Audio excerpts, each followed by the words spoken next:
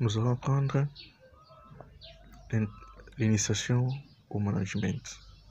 Chapitre 1, les problèmes sémantiques et les aspects définitionnels du management.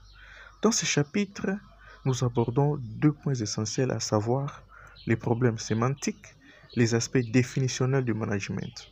Section 1, nous avons les problèmes sémantiques. En management, quand on parle des problèmes sémantiques, il s'agit des problèmes d'ordre linguistique, c'est-à-dire des problèmes liés à la prononciation du mot management. Certains auteurs, surtout français, ont tendance à traduire le management par gestion ou par administration.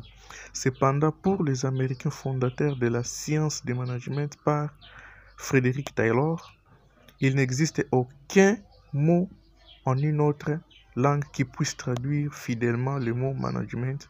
Pour les traduire, il faut un groupe de mots par exemple, gestion efficace, administration efficace. D'ailleurs, actuellement, le mot management a été francisé, c'est-à-dire a été francisé, d'où comme le verbe manager.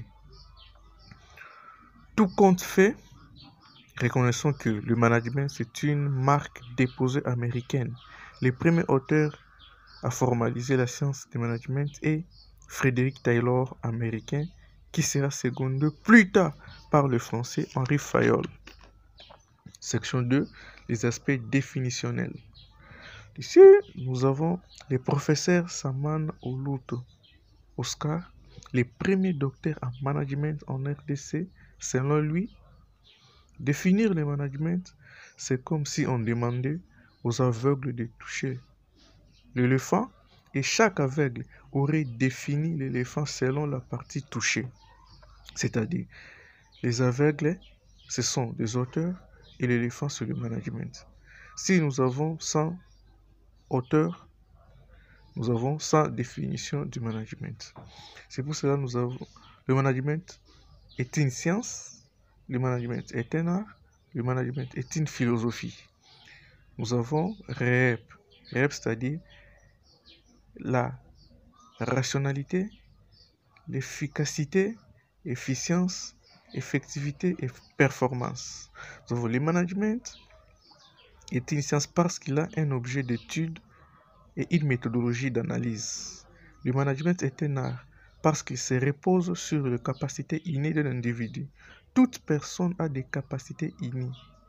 Nous avons le management empirique, c'est-à-dire que le management ne s'apprend pas.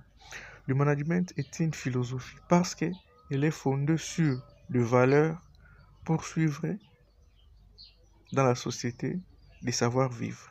Une idéologie focalisée sur le goût d'argent. Nous avons les minimalistes, l'objet d'étude sur l'entreprise. Les maximalistes, l'objet d'étude sur l'organisation. Nous avons la rationalité, l'efficacité, l'efficience, l'effectivité et la performance. Nous avons la rationalité. La rationalité, c'est quoi ici en management?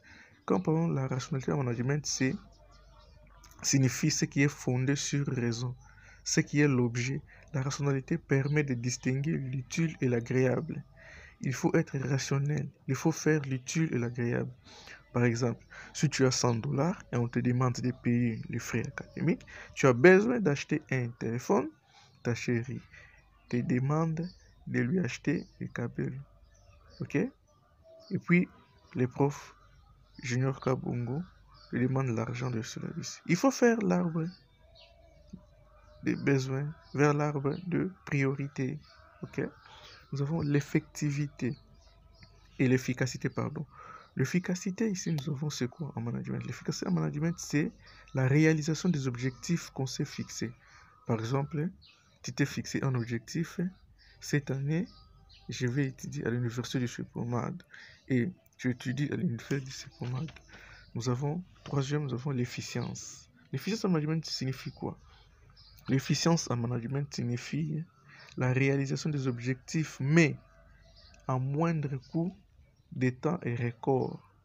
Et signifie encore minimiser les dépenses et les charges et maximiser les profits ou les gains. Ok? Le quatrième point, nous avons ici l'effectivité. L'effectivité, c'est quoi?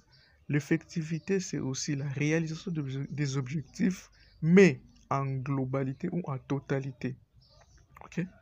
Nous avons le dernier point, c'est la performance. La performance, c'est-à-dire quoi? La performance en management, c'est le mieux en mieux, mieux davantage. C'est-à-dire partir du point A vers le partir du point A vers le point B, dans le sens de l'amélioration. C'est aller au-delà des objectifs fixés.